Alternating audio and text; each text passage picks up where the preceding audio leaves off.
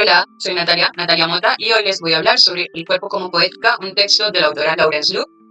Liu plantea que el cuerpo no es solo un instrumento para moverse, sino que además es un instrumento de pensamiento y de conocimiento. Ella dice que el ser bailarín, es elegir el cuerpo y el movimiento del cuerpo como campo de relación con el mundo. Es decir, a partir del gesto, el estado corporal, puede ser un cuerpo en tensión o un cuerpo neutro, posee en sí mismo una cualidad poética sin depender de una forma estética establecida. Entonces, el cuerpo poético trabaja desde condiciones muy orgánicas, como lo es la respiración, las diferentes cualidades como el peso, también los apoyos, la verticalidad o inclinación del cuerpo con el sentido espacial corporal. Es decir, la inclinación del cuerpo, pero también la relación con el piso, desde el peso, desde los apoyos y desde las diferentes tensiones que le dan cualidad al movimiento. Ella dice que el cuerpo modifica la percepción del espacio a partir del peso también, pero también de lo soportado o lo apoyado, lo que puede aparecer o desaparecer, lo que es visible e incluso lo que es invisible.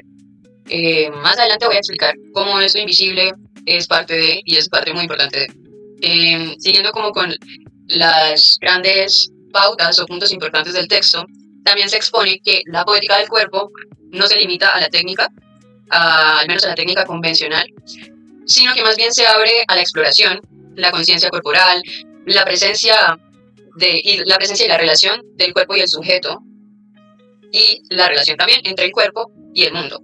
Entonces, ya tenemos 3 puntos claves, desde lo orgánico, la técnica no convencional y el cuerpo como instrumento de conocimiento y pensamiento, además del movimiento, obviamente. Siguiendo entonces con el índice de temas, está el pensamiento y la expresión. Entonces, ella plantea el desarrollo de la confianza en el carácter lírico del orgánico, es decir, desde el gesto, la respiración o el estado del cuerpo neutral. Pero sin embargo, esto es difícil porque ella lo pone como el término carcasa, como el cuerpo, nuestra carcasa. No, como que la dinámica de integración entre la conciencia y la materia se nos dificulta un poco, ¿no? Nos quedamos casi siempre en uno de los dos polos, sea en el cuerpo, en la materia, o en la conciencia, en lo mental, en lo intelectual. Entonces lo que ella plantea es como encontrar ese carácter lírico a partir de la relación entre ambas cosas. La dinámica de integración. Entonces, bueno, ella dice que los grandes inventores de sus propias corporalidades, al margen de todo modelo técnico o instrumentación determinada, en territorios de lo implícito, donde se juega todo el sentido del acto coreográfico, han llegado a eso precisamente ¿por qué? Por preguntarse cómo se aproximan al cuerpo, cómo pueden comprender el cuerpo, cómo pueden comprender el cuerpo propio, pero también el cuerpo de los demás, del colectivo, de los co-bailarines, co-intérpretes que están jugando con nosotros en escena o en creación o en formación. Entonces las prácticas de observación del cuerpo se desarrollan usualmente en pareja, ya sea para entender los apoyos, pero también el contacto y también la observación, ya sea táctil, el contacto, o visual, de simplemente percibir el cuerpo ajeno. ¿Esto por qué? Porque a partir de observar el cuerpo de la otra persona, de mi pareja, me estoy observando a mí misma, es decir, revela mi propio movimiento, mi propio cuerpo, o mi percepción del cuerpo y del movimiento, que eso es un gran avance para descubrir cuál es nuestro propio movimiento, nuestra esencia en el movimiento. Entonces suele pasar más por las sensaciones en general, y las intensidades, que no tanto por la imagen y la figura anatómica. Ella plantea un concepto que es la idiocinética, que es un término referido al método de movimiento y terapia que utiliza la capacidad del sistema nervioso para corregir movimientos torpes o ineficientes. Deriva de la palabra griega ideo, que significa idea, y de kinesis, que significa movimiento. Entonces este enfoque, pues, lo que nos invita es a visualizar y entrenar el sistema nervioso para producir nuevos patrones en nuestro movimiento y mejorar, pues, la coordinación o las tensiones o la cualidad de esfuerzo, que también es algo que plantea Laban, cómo jugar con el concepto del esfuerzo y hacer un movimiento muy complejo sin que implique demasiado esfuerzo, sin que se vea complicado de hacer, sino desde ese dominio del movimiento que hace ver fácil lo que suele ser muy difícil de hacer a nivel de movimiento y de técnica física. Entonces este término que ella pone acá de idiocinética es importante porque lo relaciona con el pensamiento del cuerpo, cuyas resonancias se hacen sentir en el cuerpo propio, en el cuerpo mismo. La visualización es un ejercicio generador de ser cuerpo, dice ella, de ser realidad cuerpo. A partir de la visión interior, donde lo orgánico y lo imaginario se confunden un poco, donde el cuerpo y el espíritu se encuentran, se relaciona el cuerpo con la idea, es decir, un cuerpo poético, un encuentro que genera un cuerpo poético. Y es el devenir idea del cuerpo. Entonces, bueno, esta plasticidad del espíritu es lo que hace posible el movimiento chévere, el movimiento de los grandes investigadores del movimiento. Así lo plantea Luke, que también explica muy bien cómo la idea dominante no está en relacionar este movimiento con una gran habilidad para cumplir como un récord social o personal acerca del desarrollo del movimiento, ni tampoco de demostrar una proeza acrobática o virtuosismo solo en sí, solo por el hecho de mostrarlo, sino que más bien lo que busca es la complejidad del movimiento atravesada y resuelta mediante la visualización, es decir, cargarlo de intención, cargarlo de sensación. Acá tiene una citación de Irene Dud, no sé si se pronuncia así el apellido, pero de Irene, que dice que no existe imagen correcta, ni postura correcta, ni siquiera un movimiento correcto. Existe una manera de funcionar en un momento determinado, que conduce a la unidad y a la apertura. Entonces la intención profunda de este pensamiento, primero que todo, es la transformación. Un cuerpo que se mueve entrando en su propio devenir. El pensamiento de Irene Dud, donde la visión interior se convierte en el alineamiento del cuerpo, se aplica y se amplía al sentido más desarrollado de la danza contemporánea desde el tacto, con el fin de comprender la arquitectura corporal. Es un ejercicio utilizado sobre todo por Trisha Brown, que consiste en el tracing, donde el bailarín expone mediante el tacto todas las partes de tu cuerpo como si quisiera examinarlo de nuevo en su estructura. Los puntos viscerales, los huecos de las costillas, entre los huesos, cómo a partir de examinar con el tacto los contornos del cuerpo, cómo volver a reconocer nuestro cuerpo propio primero y luego pues el colectivo, el de la pareja, el del ejercicio que estemos haciendo en el momento que lo estemos haciendo. Volviendo al punto, es como recorrer mi cuerpo entre evidente y ciega, como entre que lo veo y no lo veo, no lo he visto. Entonces es una nueva percepción de mi cuerpo. Esto ayuda a reconocer partes diferentes, nuevas, y a profundizar la capacidad de movimiento y a experimentar otras cosas también, ¿por qué no? También lo que se expone con esto es llegar a un cuerpo no determinado, o al menos no predeterminado. Un cuerpo que está por descubrirse, que se inventa o se reinventa constantemente.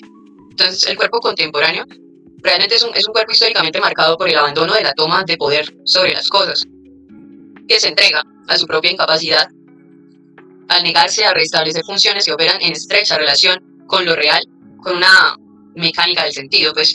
Y en esta doble opción, por un lado asémica, y el concepto de asémico hace referencia a esa forma de escritura que no tiene contenido semántico específico, no se compone a partir de letras que forman palabras, sino que es una escritura que se utiliza para diferentes y diversos propósitos, ya sea místicos o esotéricos, artísticos, como en este caso, y realmente invita al espectador a interpretar el significado de la manera subjetiva, porque no se limita a una sola lectura, no es literal, no es específico, es más bien como analizar su impacto y cómo se resiente al espectador.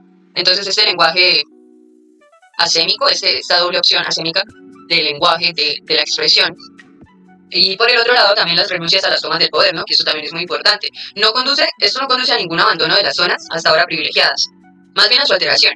Entonces, un trabajo de desjerarquización de la función de las partes del cuerpo, también, o sea, como partes que suelen tener como mucha tensión a la hora de movernos, de hacer una secuencia o de seguir una coreografía, entonces ya no van a estar tanto o por tanto tiempo en esa jerarquía de esto es más importante que lo otro, sino que hay un juego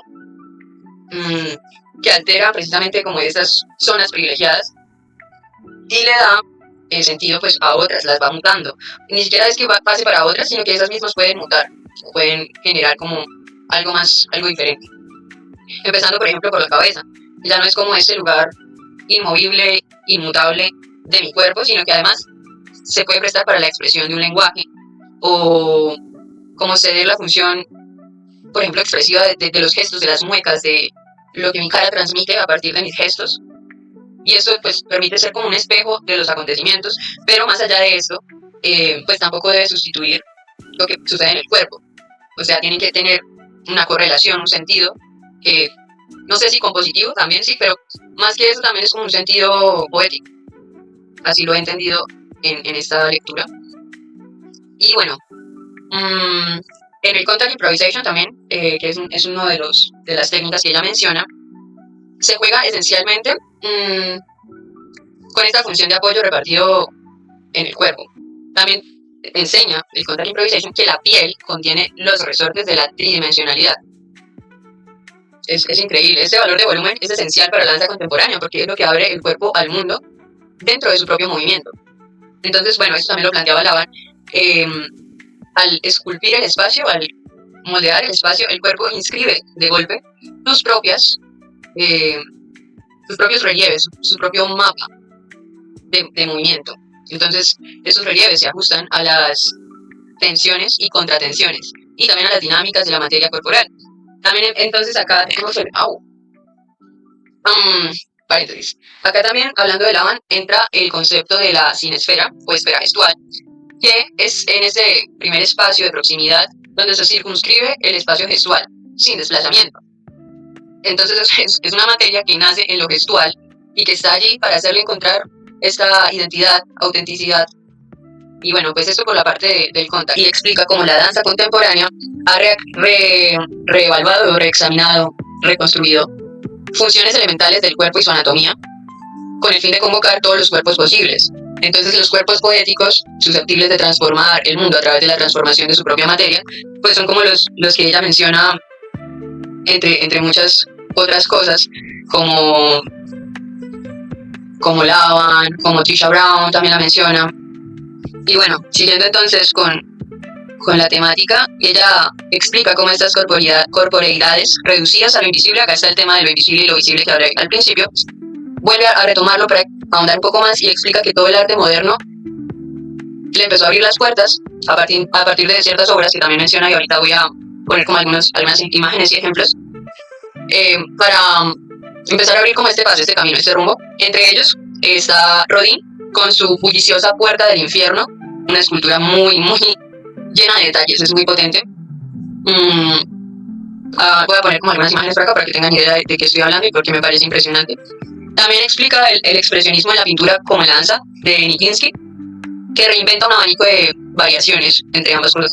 La danza de Nijinsky reorganiza la materia a partir de las raíces de lo no visto. Un ejemplo de esto, voy a poner pues referencia de Nijinsky al Fauno de 1916, una partecita muy cortica como para que también tengan idea de esto, y a esto no visto, a esto invisible, arrancado por Nijinsky al limbo del cuerpo, de lo físico, esa inspiración individual, solitaria, del arquetipo de un genio que pudo dar forma a esa pasajera erupción de creatividad. Y entonces la relación de eso con la danza contemporánea tiene el mérito de formar técnicas y procesos pues para acceder a ello a partir del cuerpo propio y vivo. Entonces, además, dejar que aparezcan todos los cuerpos restantes, sean débiles, irrisorios o imposibles de que sean, que la historia y en el mundo pues se han privado a nuestra percepción, realmente.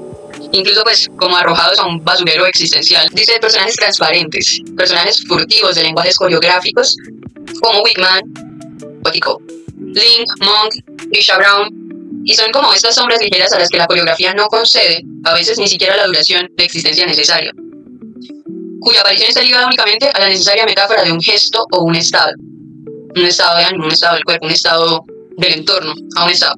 Es un cuerpo, incluso en su definición anatómica, pero puede dejar entrever las capas múltiples de un posible, que el cuerpo considerado como propio no contiene. Entonces, los fenomenólogos, por su parte, supieron ver que la experiencia del mundo y el tejido de las relaciones que mantenemos con el mundo son delimitables, porque el cuerpo existe y se ubica mediante un infinito abierto, pero se ubica por su propio movimiento. Recordemos el concepto de la sinesfera de Laban, que hay que tenerlo igual presente. El cuerpo no establece con su propio movimiento una relación de anterioridad. No existe esta sustancia de cuerpo, sino más bien es como esta imbricación entre todas las interferencias y tensiones mediante la cual este propio medio entra en la constitución del sujeto. No estamos hablando del sujeto solo como un cuerpo físico, sino todas las interferencias e implicaciones que lo componen. Vera Maletic realizó una esclarecedora comparación entre Laban y tres otros grandes nombres de la fenomenología. Entre esos están Strauss, Voitenjik y Merleau-Ponty. Un estudio comparando estos anteriores enfoques de la especialidad y la temporalidad, y se propone desde el punto de vista de una elección pues temática, que los 4 autores que comparten la visión de interdependencia del movimiento y del cuerpo con el espacio. Entonces está pues este interés inevitable por la orientación espacial, el campo gravitatorio, la estructura del cuerpo, la anatomía del cuerpo, el centro de gravedad en relación con la organización y el potencial del movimiento. Todos estos factores en juego, y de estos 4 personajes analizando cómo estos factores se relacionan y cómo pueden potenciar el movimiento.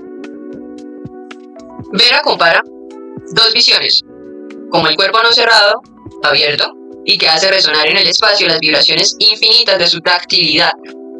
Y Strauss evoca que la zona de 3 kilómetros que rodea nuestro cuerpo con una frontera que puede crecer o estrecharse en el espacio mismo pierde su carácter estático. Se abre infinitamente ante nosotros, nos dilata o nos comprime. Y Laon, por otro lado, expone que la concepción de esta cinesfera, que se encoge o se ensancha en relación con la cinesfera normal, permite la descripción de innumerables variaciones a partir de la metamorfosis. Suponer este cuerpo neutro, a partir del cual puede articularse cualquier tipo de motivo coreográfico, esto va en contra de la danza contemporánea, y la razón que me da el texto es que es peor aún, porque dice que contribuye a mantener un fondo oculto que condena todo planteamiento de esta ceguera, una ceguera ideológica y a la vez estética. Todo lo que se salga de la norma de la danza contemporánea entonces queda en este basurero existencial que mencionaba antes. Y acá lo que ella dice es como, porque contribuye a mantener un fondo oculto que condena todo planteamiento de esta ceguera, una ceguera ideológica y a la vez estética. Lo que no se entendía anteriormente es que precisamente los cuerpos modernos son múltiples y que su identidad determina la opción estética, incluso filosófica, de su autor o autora en este caso. Entonces, para ella, pues la danza moderna ya no aparecía como un campo de expresión homogéneo, sino al contrario como una visión heterogénea, profundamente individual, que comenzaba siempre por la invención de un cuerpo singular, irreductible, auténtico. Y este pensamiento corporal, pues es diferente, es un pensamiento corporal diferente. Qué bonito combinación de palabras.